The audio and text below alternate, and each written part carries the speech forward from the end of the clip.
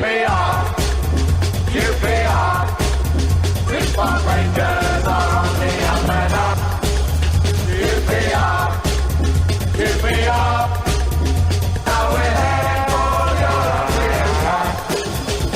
Hello and welcome to Open All Hours, a QPR podcast. I'm David Fraser and I am joined by three other QPR fans. To my left is a man who is fiddling with his earphones. He cannot hear himself. Can you hear me yet, Paul?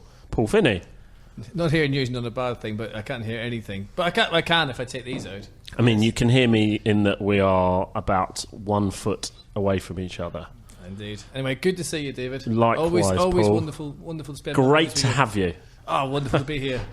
Super smashing. And we have also QPR regular, co-founder, New Glasses owner, Chris Charles. Well, I mean, they're not new glasses. I've got these from the pound shop just to tide me over. Right. But yeah, as you can see. Very good. And there's no one else can see. As no one else, you're happy to take a picture and put them on Twitter if you want, but I don't think people are going to get excited by yeah, no. I think it's a wee bit Johnny Depp, them glasses, you know. Oh, really? Yeah, seriously. I think for a pound, the pound shop could make a living. Now I have to take a picture. Seriously? The rule is if we talk about it for more than 15 seconds... So this will be going on Twitter. Johnny Depp popped into the podcast. Yeah. I have no idea what you're talking about there, but fine. And my glasses are clearly showed. Your glasses are very nice. We have turning to another glasses wearer. Our guest this evening, second appearance on the pods. Yeah. Ross Norville. Hiya guys, everyone. Evening, right? The specky pod. The specky pod. We all wear glasses. I wear glasses as well, but I don't have them on this evening. I mean, this is great chat, isn't it? Yeah. This is fantastic. I wonder if that's why we're QPR fans and we've all got different views and things. Well, there has been... right, let me do the intros, etc.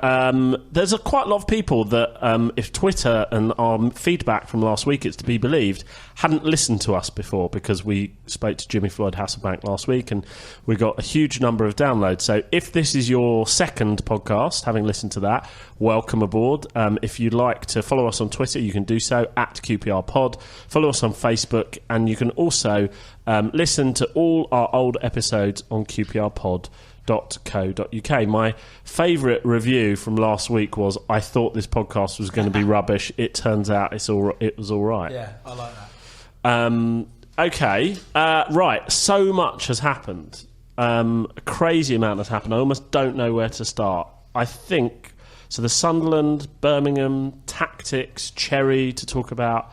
I think before we talk about Sunderland and Birmingham, I wondered if we might talk about some reflections on last week, because our interview from last week caused quite a lot of comment, quite a lot of debate. I think for those of you who didn't listen to it, we had Jimmy Floyd Hasselbank come on and I suppose defend his positions perhaps a bit too strong, but explained why he's playing the team in a certain way. And the things that came out of it for me was certainly how he's building the team around Cherry, how he doesn't want to play a 4-4-2 for reasons that he explained, which would mainly be dropping him. And also kind of, well, fair enough for him. I know we said it on the night, but fair enough for him for fronting up. And from that interview, a lot of comments was generated. And there's so much stuff. And I don't know, I sort of wanted to ask you, a week on, sort of, how do you feel? What do you think about having spoken to Jimmy and everything that's happened since, Chris? Well, excuse me.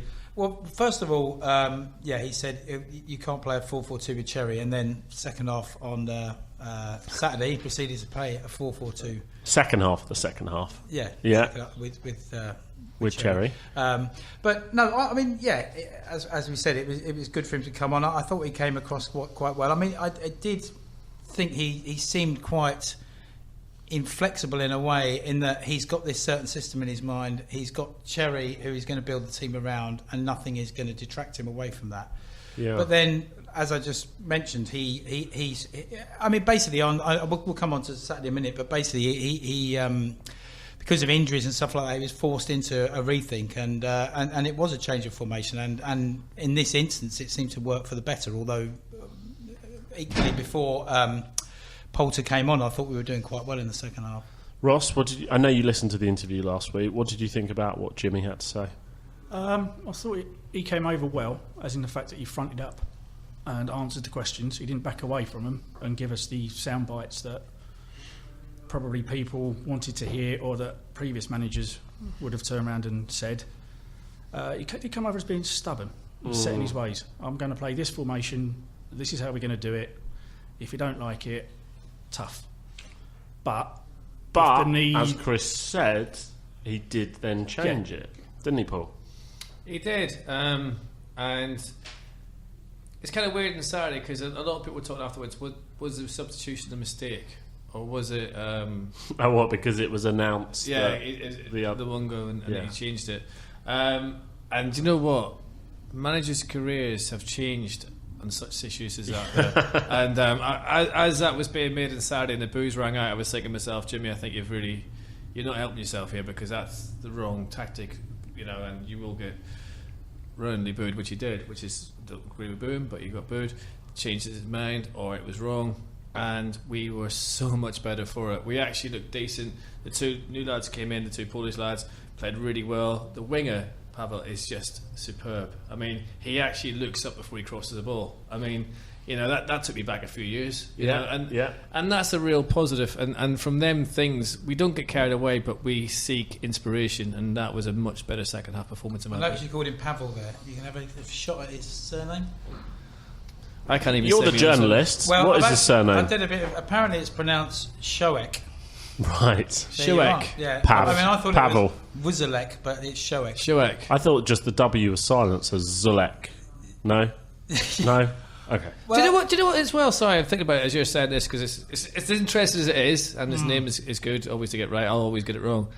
He didn't look fearful, did he, on Saturday? He didn't look fearful, of anything. Like you expect someone to come into the game in a different country, they've got to be a bit worried because Birmingham were sliding in some rather crude challenges at times, and he took it on. And the other lad was really busy going around trying to kick everyone. Yeah, Pavel.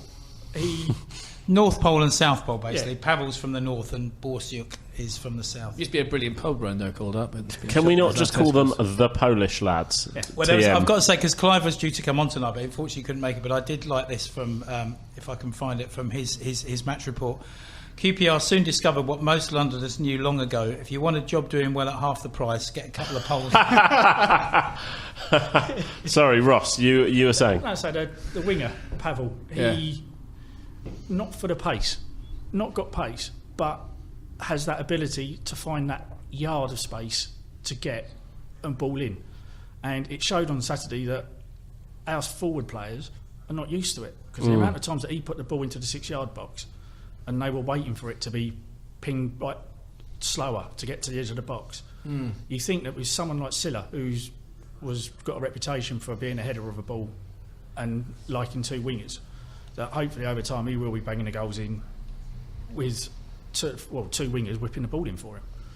It was definitely evident on Saturday that the forward line are not used to having two wide players who can put a quality ball in the box. I thought he was playing a little bit off script. He was just kind of doing his own thing, and he was getting so much of the ball on that side that he don't need pace. Andy Sinton wasn't blessed with pace. That's who he reminded me of, Yeah. In that way, that he didn't have pace but wants to get to the line every single time. He feels he's failed if he doesn't get to the line and then whips it in and always seems to beat the defender. Sorry to interrupt you. Jesus, it's all right. I don't mind. No, but I think it's quite good that we got this because then you get Poole to and maybe Washington playing together with sort of coming in as well. And I know you. Sorry. I know I do want Washington to succeed. I'm just laughing at the. Where's he from? Carry on. Doesn't matter where he's from. He's a QPR player. Peterborough. No, he's from. I think he's from Somerset or something. Isn't he? I think the point being that he plays for Northern Ireland. Oh, right, okay. You want Steve Morrow played for Northern Ireland and I absolutely hated him, but that's neither here nor there. But you would want him and Pulsar playing together, wouldn't you? I would want, to be honest, I'd like to see someone from the three of them come out and start scoring goals because that means we're going to succeed. We need someone to start scoring goals in that area because we're not getting enough goals. And the emphasis of the team seems to be, from what Jimmy was saying, on Cherry being the main performer. But let's have someone who can take the burden off his shoulders. And get a goal from open play. I'm not worried about where the goals come from, because the goals are goal. Doesn't matter if it's a corner or set pick. I don't care. But we need to be a bit more attacking from open play. In my opinion. I mean, I think Silla looks decent, to be honest. I mean, he hasn't. I mean, when he came on, his first game, his first touch, everyone's like, "Oops," it wasn't great. But I think he had one of the only shots on target, forced the keeper into making the save, which is that's first and foremost what you've got to do as a striker. I like the look of him. He holds it up quite well.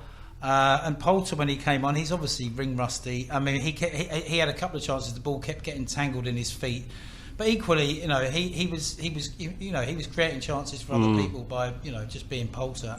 What I loved about Poulter on Saturday was he came on determined to score. He fell a bit short, but he came on, and the one thing he wanted to do, and he was going to try his best to do, was bulldoze if he needed to that ball in the back of the net. He came on and he harried and he pushed and he shot, and he took some ridiculous shots a little bit at times, and there was a couple that went way off. But he came on with that real desire to score, and like you say, obviously a bit rusty, but probably reacting to the fact that they've just signed another centre forward, and he's thinking, well, I want to be the man, thanks very much. And the thing is, similarly against Sunderland, Washington was doing the same, but not great results, and I do feel for him. Washington was played on the left. I know, but I mean, you can just see he desperately wants to score that goal in the chat. I know he got one in the Coca-Cola Cup, whatever it's called now. EFL. Yeah, is it? Okay. But the thing is, we forget, it's not because, I'm not just saying this because he plays Northern Ireland, he's been to the Euros and all that, no, I'm not saying that, but for the price tag that he's on as well, he needs to succeed. Because even if he doesn't work out from a QPR, if he bangs some goals in, at least you can recoup some of that fee. As it stands now, we're going to get very little of that fee, unless he goes in loan and does well. So for the price tag, which people say doesn't matter, but it does matter because there's a lot of money for QPR to spend on anyone. And generally, he seems like a decent fella as well. I'd like him to. I'd like all three of them to succeed. I'd like to see some goals. It's that sounds that he's trying too hard. I think Poulter was doing it in Saturday as well, like you said, but they both are. But it was like against Sunderland. Washington was inside the 6-yard box, header, and you could see him. Got to head it down. Heads it down straight into the goalkeeper's arms, and it's like any other time. If you've got full of confidence, that ball goes in top corner or it just goes in. Someone needs to show him Devon White's greatest QPR goals, and that'll inspire him. Well, I know, Paul, you always make the point that Washington he hasn't been played as a centre forward very much at all yet in his preferred position, and when he hasn't. I don't know how many 90 minutes he's got, but it's not very many. So there is an argument that we haven't seen the best of Washington because he hasn't had that full opportunity. But when he does play up front in that his preferred position, the tactic in the past has been what it is to Poulter, just lump the ball up to him, and he's 5'10" or something. I don't know how tall he is. Whereas Poulter might be able to get it, hold it up, but Washington has just been isolated out there. I do feel a bit sorry for him, and I do think, like you said, I mean, it's strikers rely on instinct, and if you haven't scored for so many games, then that sort of sharpness, that instinct goes, and you're almost trying too hard. Sounds like on Saturday, somebody at the back was shouting, we haven't had a decent centre forward since Zamora and Furlong. And I sat there thinking, hold on, I remember going to a game, how long ago, against Cardiff, and we got beat 4-0. And Paul Furlong could not hit the ball. He couldn't do anything. He got roasted by the crowd. Absolute rubbish. And then about 3 weeks later, I think the ball went in off his thigh. All of a sudden, he gets confidence and started scoring. Did that person sat behind you never see Charlie Austin play for QPR?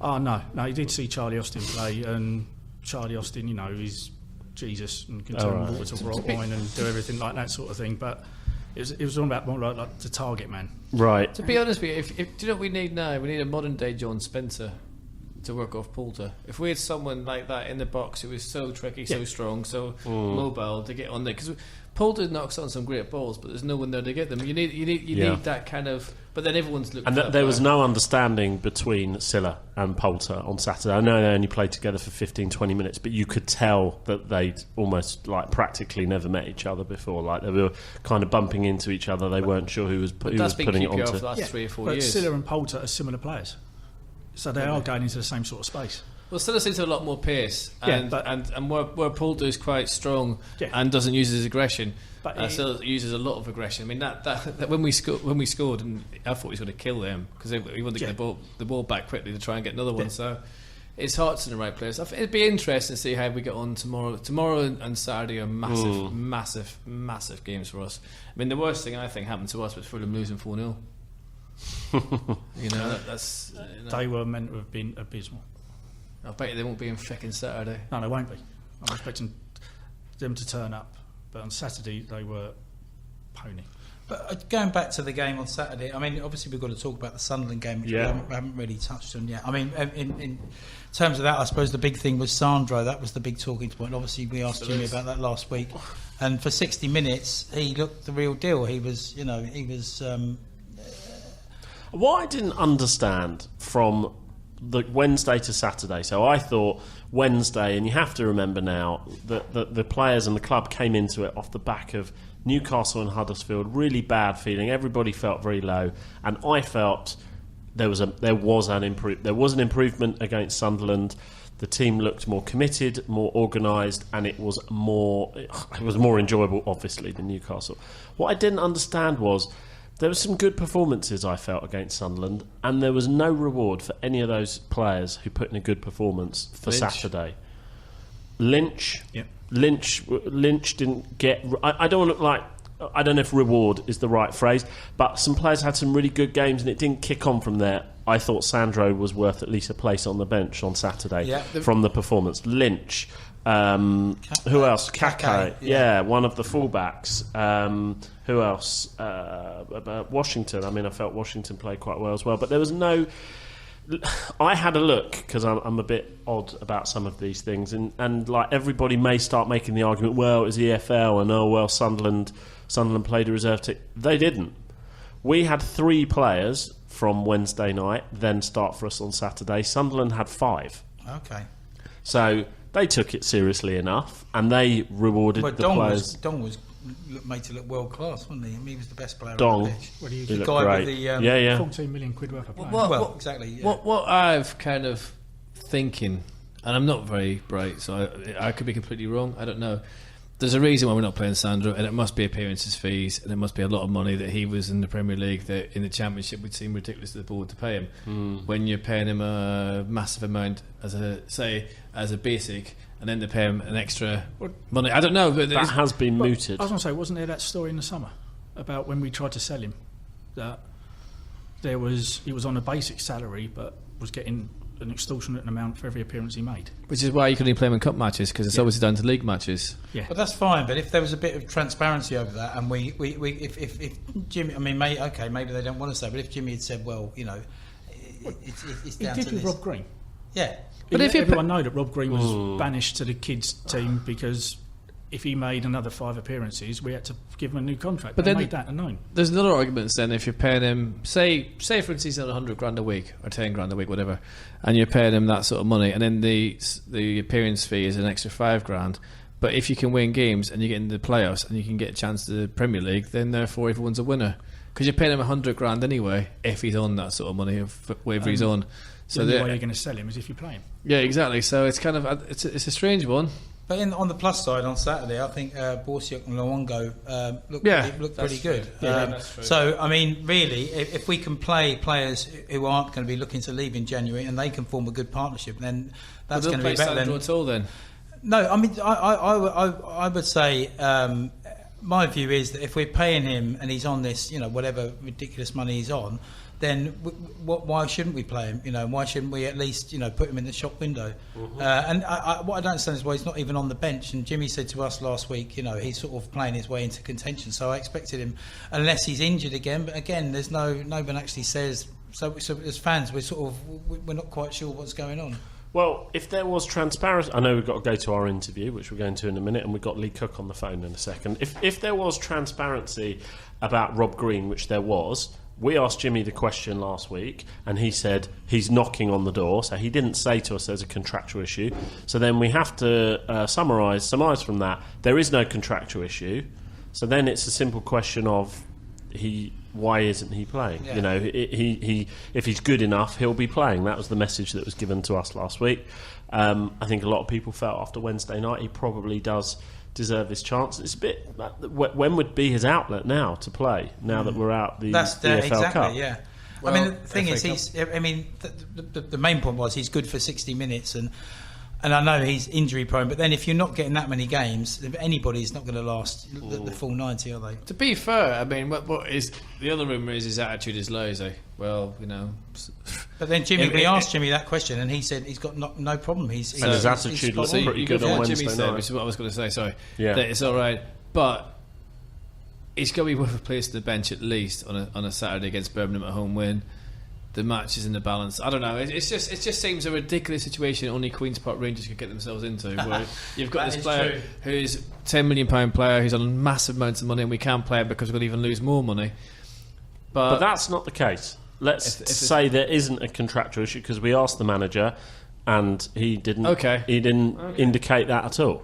So therefore, then you have to put down that his attitude's pretty bad then, or something. Yeah, but then the one, as you said, and the other lad played really well. That's Saturday. the thing. I mean, my preference would be for them to, if they can form a decent partnership. And Borsiuk, I mean, special mention for him. I mean, he looked really good, and I think he's maybe the sort of creative player we've been looking out for since Ali. I've got a friend who's a Legia Warsaw fan, and he was gutted that he left, because he said he does that role in front of the back four, just sits there 5-10 yards in front of the back four, and he can hit a 30-yard diagonal ball, you know, to feet, which is something that we haven't had.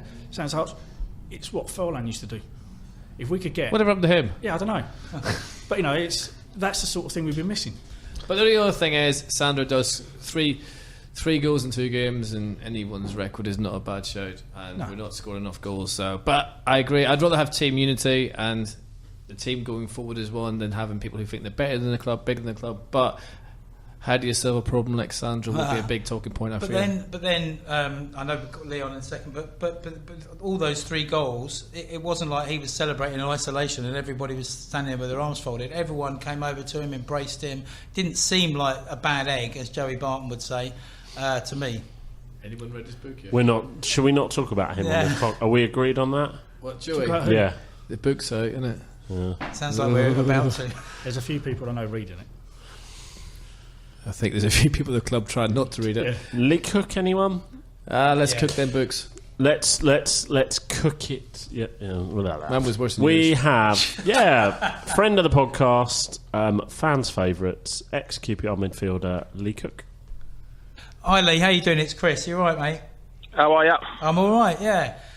Listen, I'm going to go straight into it because there was an interesting one of your columns in the Kilburn Times the other day. I know it was before I think it was before the Sunderland and the game at the weekend. But you said that basically said that Jimmy's sort of on borrowed time, and the manager's time might well be up after the 2 games that have gone since you said that. Do you think there's sort of some green shoots starting to appear? Listen, the comments I made in Kilburn Times, that's over a certain amount of time. Yeah.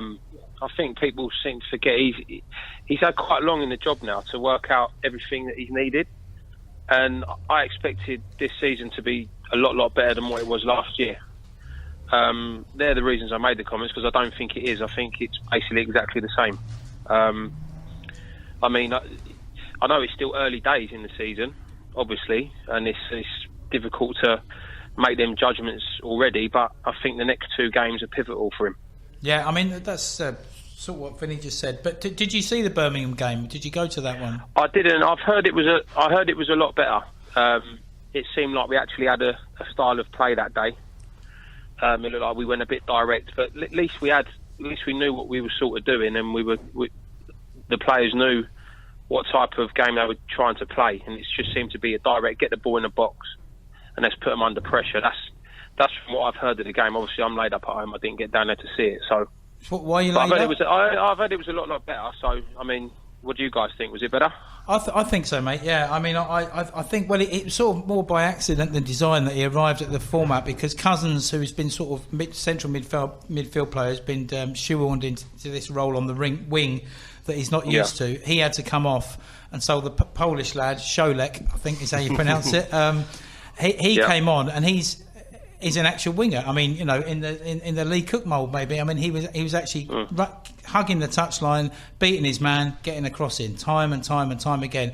That raised the level of the crowd. The crowd got into it. I think you mentioned about the Blackburn crowd. You know, it was really dead, which it was. Yeah. It was against Preston, and the crowd lifted up. That lifted the team, and I left there. You know, and we could have won, to be honest, but I left there with a lot better feeling than I've had for several weeks. Well, that's good. That's basically what I heard. I heard about him coming on and doing well. At least that's something like a style of play. Like he's come on. The tactic was to get him on the ball, get him down the line, and get the ball in the box. I mean, the Blackburn game, it took 92 minutes for a pass to cut inside the fullback down the line for the wide player to run onto on a wet day to cross it across the face of the box. Yeah, Blackburn done it 3 or 4 times that day. We didn't do it once, and I'm sat there thinking, what is our actual game plan here? How are we actually playing? Because I couldn't work out how we were playing. Were we passing it? Were we hitting it in the channels? Were we going direct up to the big man up front? I didn't know what we were doing. But then, obviously, after the game at the weekend, it looked like there was a bit more of a game plan to us, from what I've heard. And like you said, him coming on and creating down the line and crossing the ball. But it's not all about that. It's just having a style of play and a way that we're going to play. And it seems to me so far this season we haven't had that yet. Maybe this is the start of it, I don't know. But like I said, I think the next 2 games, we still drew the game. We haven't won in 7 league games. We should be beating Birmingham at home. We should be beating them. Simple as that. League. And we've won 1 game in 7. I think the next 2 games we've got Burton and then we've got the derby against Fulham. League. Now we need to win both these games. Fulham got well done at the weekend. Praise the Lord. They're going to be heads down, and we've got Burton. We should be winning the next 2 games. How does actually, talking about Fulham, how does that actually work if they've been trounced at home, and it's not like they've got a great record against us for hammering us every time we play them or anything like that. It's still going to be frigging tricky, isn't it? I mean, I just want to go there and get some kind of result. I just don't want to get battered again, and that's a problem with QPR. We've got into this mindset. We go to down by the river and we get absolutely tanked. You play for both clubs. Obviously, you're a QPR man. How do you see it going Saturday? Please say win. Well, let's see how the Burton game goes first. But yeah, true. I mean, obviously, I think that I watched Fulham at the start of the season, and I've got a couple of good pals that are Fulham supporters. They seem to be quite. What's the word? They seem to be a bit hyped at the minute. They think they're better than what they actually are. I mean, the other day, I think when they got done the other day badly, I think that's going to really affect them because so far this season they've done all right. Actually, they've not done too bad. I see them I see the first game of the season against Newcastle, they played well, and I see them another time. Who's the other game I see them against? They played quite well. But we've got go into that game after the Burton. If we can go and beat Burton on Tuesday and just Saturday give us confidence by the looks of it. Everyone seems to be a bit more confident now. Even like us as supporters are a little bit more confident, and obviously the players will have a lot more confidence than what they have done the last few weeks. But you know, if we get beat against Burton, what's the atmosphere going to be like in the changing room? Do you know what I mean? It's like we just need to get past this game against Burton and then worry about the Fulham match. Lee, can I ask you about tactics? The reason why is there's been a lot of discussion about this the last week, particularly after Jimmy said it himself on our podcast. He's building the team around Cherry, and that means that the system doesn't fit with 2 up front, because if he does that, he would have to play Cherry out. He would have to play Cherry out of position. Can you explain to I suppose us mere fans why that's the case, and is that sort of system really that inflexible? Can we really not play 2 up front, which a lot of people have been asking for, if we want to get the best out of Cherry? I think we should play 2 up front. I think if you're basing your side around a certain individual like Cherry, they've got to be special. And is he really good enough to interfere with your whole tactics? I mean, Balnock done it when I was at Rangers round Adele. He built his side around Adele. Now Adele scored 20 goals and got 20 assists. Is Cherry going to do that? I don't think so. I mean, if you're basing your whole team around a certain player, they have really got to be like top draw. And yeah, I know he started the season well and he's got a few goals, but they've all been basically penalties or free kicks. I mean, the times I've seen him, he hasn't created as many chances as what he should have done. I think there's a lot more to come from him, but I feel like you can't build your side around a player that's not really producing it week in, week out. I think you need to go. So I would play 2 up front personally. I just don't understand the tactics that we are playing at the minute. But he's the manager. I mean, we started off well. We won the first 2 games of the season. It was like everyone was rosy. I mean, the Leeds game, everyone was can't put my finger on it. Why it's just petered out like the last month or so. It just all seems a bit flat. But it's picked up obviously Saturday. Now, all that happens now, we just got to keep confidence and just kick on with it and just see what happens in the next 2 games. But to build your team around, in your tactics around one certain player, they really have got to be, a top draw number 10 player, haven't they, to do that? Yeah. Hi, Lee, it's Ross. Mate, as a winger, when you were getting down to the goal line and crossing the balls in, would you get fed up if the centre forwards weren't getting into the 6-yard box to get onto the ends of the balls? I ask because on Saturday, this Polish winger we've got was continually beating his fullback, putting in some absolutely cracking balls in the air and along the ground. And on countless times, the forwards were, 5 yards behind, sort of thing. They weren't getting into where he was putting the ball. I mean, it comes down again, doesn't it, to the game plan. I mean, if they're getting told, right, when he's playing, he's going to get the ball, he's going to be direct, he's going to attack his fullback, he's going to get half a yard and stick the ball in the box. Now, if the centre forwards know that's the game plan, they'll get in there. They'll be in there, ready for it. But if they're not, then they obviously didn't realise that was the game plan at the time, or that was a bit behind play. I mean, as a winger, if you're putting it on a plate, like time and time again, and the forwards, you do have arguments with them. I've had it before where I've had a row with a centre forward. Yes, I've putting the ball in, and it's like, any chance of getting in there or what? Do you know what I mean? You do have a row with them, but it's good because the next time, after you've had words, the next time it does happen, then they score, and then you're best mates again. Yeah. It's interesting you say that, Lee, because having words, because one of the other things that's been levelled at this team is there's no leaders on the pitch. There's no talking going on. Yeah. I mean, maybe Poulter is the only name I can pick out the bag who seems, like geeing people up and getting quite passionate. Did you notice that when you've been watching them? Well, the one thing that I noticed was, I mentioned it also in the article I did the other day, was when we played Newcastle when no one got booked after losing 6-0. Not one player got booked, and I just think, as a player out there, if you're getting hammered, smashed by a team, you've got to give fans something. I mean, we had a couple of players that could do it. I mean, I wasn't one to go steaming into people and smashing, but I did it now and again. I mean, I've got a few bookings in my career where I got the ump. But it just needed someone to, even if someone just went and smashed someone at 4-0 down, it would give us something to go, all right, and they've got a booking. But that didn't even happen. And it was as if no one's really bothered. And that's how it sort of felt like it's been petering out. But obviously Saturday was a lot better. And Saturday for me as well. On Saturday, the Polish midfielder, the holding midfielder Borysiuk, he did seem to have that about him on Saturday. He's only a small. Sorry. Yeah, he seemed to have it about him on Saturday. Yeah, because there was a couple of times that he went. It was a second half. He could have quite easily been booked. Yeah, where he just went flying into challenges. But like you said, it's getting. You've got to do it. And there's he put in a couple of brilliant tackles, really good bone juggling tackles, and fans want to see that. Players want to see it. If you can see someone doing it, it gets you going. Sometimes it G's the crowd up as much as a goal does sometimes. Yeah. Especially if things are going against you at a certain time in the game. And someone goes and gets the crowd going, and he gets up and, waves his hands to the crowd, and it gets everyone going, and then you find an extra yard from somewhere. It's strange how it can happen. Yeah. I mean, I'm really, intrigued to see what happens over the next 2 games because, like I said, it started well, fizzled out.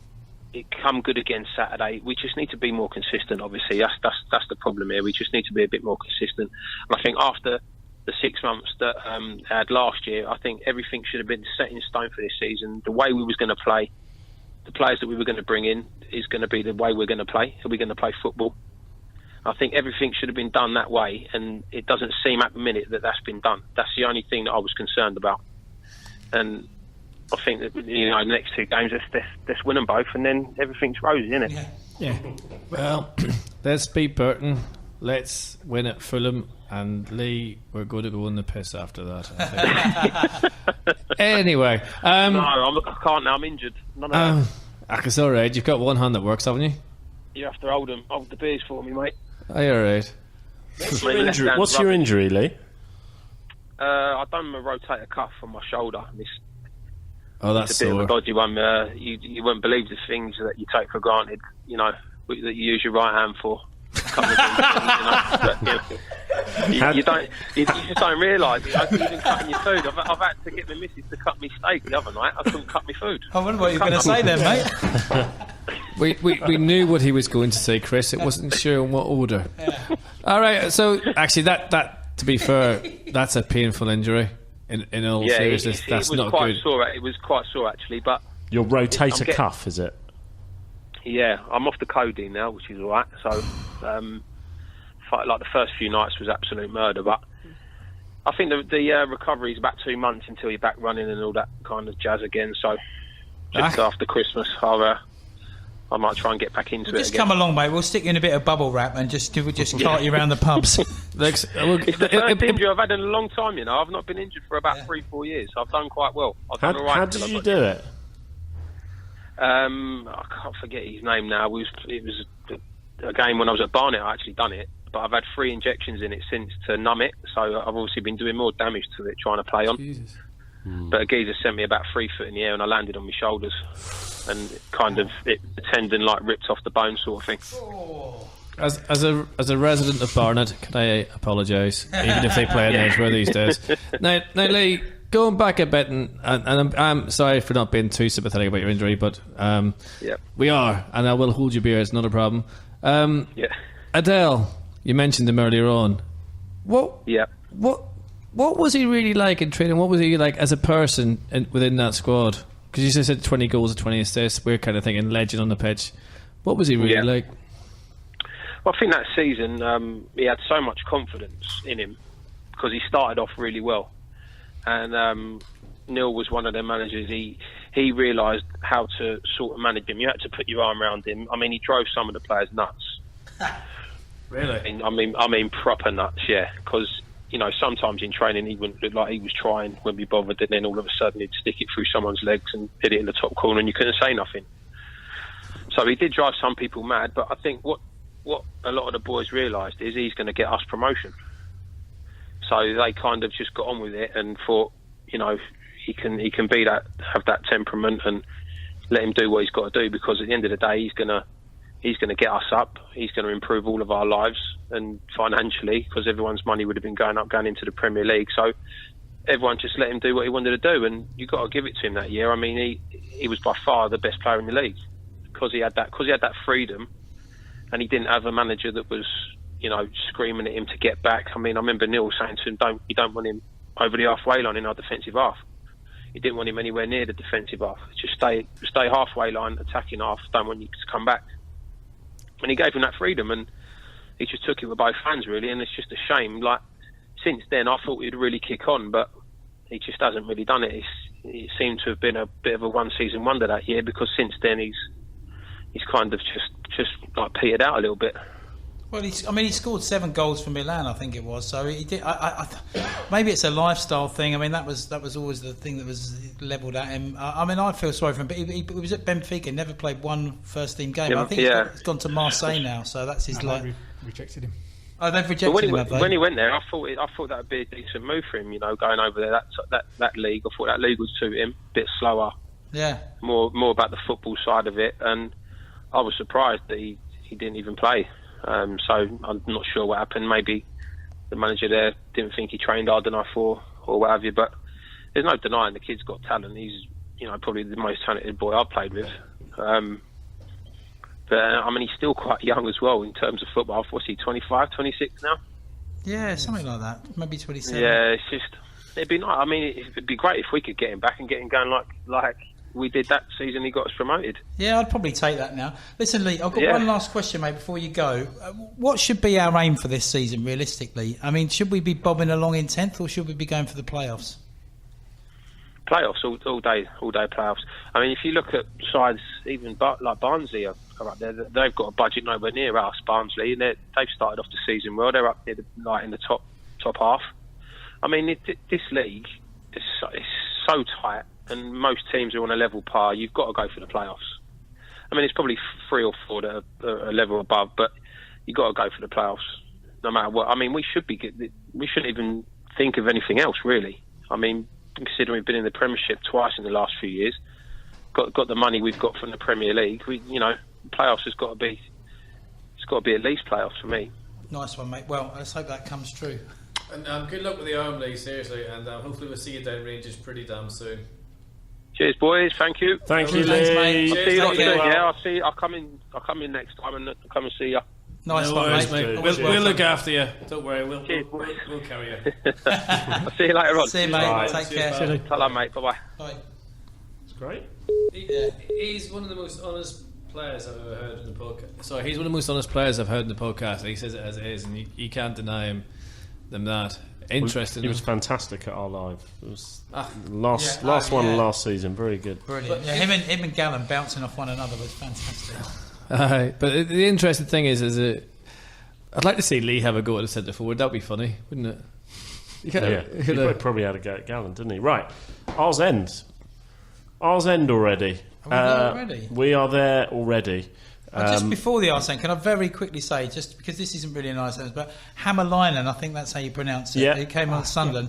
I thought he had a decent enough game again up until the He last. started, didn't he? Up until the last 35 minutes. When, to be fair, he was sort of exposed and he had their best player on the pitch up against him. But I was just some of the stick he got on Twitter. I think there's 1 or 2 people who actually atted him in the tweet and just said that was terrible or whatever. And where do these? How on earth do they think that's going to improve him? I don't know. It just left me a little bit cold, and I just wonder if these people actually met him in the street after the game, whether they'd say the same things they do when they're hiding behind a keyboard. It's not about that. He's a kid. Well, exactly. Behave yourselves, Lee. Yeah. Anyway, just wanted to get off my chest. I agree. Yeah. It annoyed the hell out of me, actually, some of that stuff I seen on Twitter. Sorry. Ours End. I would say that last point you made probably was an Ours End type point. Yeah, but you obviously have something else. Well, so why don't you start the Ours End? Well, it's funny because it's West Ham I'm going to talk about. Okay. Very, very briefly. Welcome to the QPR podcast. Yeah. I mean, the stuff that's going on down there at the moment with the stadium, and I actually went onto their message board, Knees Up Mother Brown, I think it's called, just to have a look. And there's people tearing their hair out over the new ground. The seating arrangements, being told to sit down. They're all told that the singing I think crowd I know can where this is going. Yeah. sit together and blah blah blah blah. And now they're being called customers instead of fans. Yes. Yeah, I saw that. And the general soulless atmosphere. And I've never really had a massive problem with West Ham. Although, of course, it would be quite funny if they're playing at home to Burton next season in that massive stadium. But it's just a careful what you wish for. All due respect to Burton, etc. Yeah, absolutely. Yeah. It's a careful what you wish for. I know we need a new ground. I know Lee Hoos has come out and said there's no way we can build on that. Although, given that we were 5,000 short of capacity ground on Saturday, maybe a 25,000 30,000 seater isn't so good. But I'd just like to say, could we just build a modern day version of Loftus Road? Not exactly the same, but in the same sort of close to the pitch, if it does happen, and maybe you could have an old school end where you just have the same seats, have the same structure as Loftus Road, so the really old fans can go in and still feel at home. Well, some teams have done that stadium move very well, haven't they? And some haven't. West Ham was pretty much fast tracked, so they didn't really get the planning in place to do it. Yeah. Well, they are a club. They're struggling to find their identity, like on and off the pitch, aren't they? Yeah. And it's almost what's happening on the pitch is almost a consequence of the mess off it. Yeah, exactly. So but that's what I say. It was just a careful what you wish for thing. And well done, Charlie Austin, for scoring. I've had a couple of quid on him to be top scorer, so hopefully he'll bring home the bacon. I'll go next. Anyone see the team photo? Yeah. That got put on Twitter. So if you haven't seen it yet, the club put a team photo on Twitter this afternoon, which is the official lineup. And All I thought, seeing it was, well, this is 2016, folks. We have more therapists than we do football coaches on there. We have a first-team coach and a first-team manager, but we have a sports therapist, a first-team therapist, a first-team sports scientist, a performance enhancement consultant, a head of medical services on there. I think one of them must be the guy. I don't know if you've seen it. There's a guy who makes the players line up on the touchline at the start of the second half, and they have to run 10 yards, and that's his contribution. But my favourite... he does a bit more than well, that. let's hope so. Yeah. Quite why he needs to put out the different cones for it, I'm not quite sure. But my favourite is a chap called Sam Perrin is on that team photo, and he is an equipment monitor. So I'm wondering, is he a boy in year 5 who's the equipment monitor? Because it sounds like a primary school kid. And if Sam Perrin's mates don't take the mick out of him for that job title, he needs to get better mates. Well, I'm sure he does a very valuable role. He's not listening. I'm just, God rest his soul, but I'm just wondering what Jim Gregory made of it all. Yeah. His idea of a performance enhancing coach was basically a hammer. I've read Tony's tweet today, and what was Tony's tweet? Because I haven't seen it, Paul. It's for those of us, for people who are not on Twitter, what did he say? Best squad or something, was it? Go on. I'll find it. You say what you're going to say. No, it's like best squad, job done, people who play for the badge and everything else, and he's getting quite a lot. Well, not a lot of flack on Twitter, but it's raised eyebrows, and again. Yeah, and I'm just wondering if... it's a tricky one, because I don't think Tony Fernandes he gets pelters on Twitter a lot. He's not a bad guy, he's not a bad chairman, he's not a bad human being. He's just trying his best. But when you've had the run of results we've had, and he puts that up, it's kind of like he's thrown coal on a very damp fire. And it's kind of... I don't want to say it's unhelpful, but I'm just thinking, what's he thinking that what's he saying that we're not saying? We've won one league home game at home this season. Are we better than what we were last? Is it better? I mean, we've still got people like Sandra on the pitch. What I'm trying to ask in a really bad, stupid, ridiculous, because I'm thick way is, what's his point? What's he getting at? Well, basically, his point is that for against Birmingham, as we've all said tonight, for the first time in a few games, the second half. Okay, the second half. Finally, the crowd behind him, and we looked reasonably exciting. So maybe he's sort of stayed away from now and seized his moment now, thinking that QPR fans are, No, I think he only ever tries to do his best for the club, but sometimes it just comes out wrong. But the thing is, it doesn't make sense. Anyway, it doesn't make sense. Was that your point? No, my hours end of the show is. No, it was my hours in the show, sorry. My point is, I don't really know what he was doing with that tweet. Oh, sorry, I meant, was that your Oz end point? No. My hours end is quite a simple one. It won't take more than 5 or 6 seconds to say. Thank you very much, Don Shanks, for what you're doing for Stan Bulls on Thursday. It's down to Don Shanks, nobody else. Nobody else can take the credit. Don Shanks has arranged a dinner for Stan Bulls to help raise funds. And it would be brilliant if some people in the QPR community could stop trying to take credit for things that they don't do. This is down to Stan Bulls. Thank you to his family and everything else, and to Don Shanks for what he's doing. It means a lot that people are doing things for Stan, and it really upsets me when people just try and jump on the bandwagon. Don't jump on this bandwagon. Just do things anonymously. If you want to help, do it because you want your name in a fanzine, or do this or do that or do the other. Do it because you genuinely care about Stan Bulls. This is life. It's not about your ego. Well done, Don Shanks. You're an amazing gentleman, and I hope it goes well on Thursday. Ross. Yeah, my R's end. Difficult month coming up. We've got a couple of big games. Basically, let's just have some performances. Let's go out and play with our hearts and spit of our heads. Let supporters get behind the team, and let's just enjoy it if we can. Let's put performances in. Let's not just capitulate like we've done in September. Let's go out, work hard, play hard, and get some results.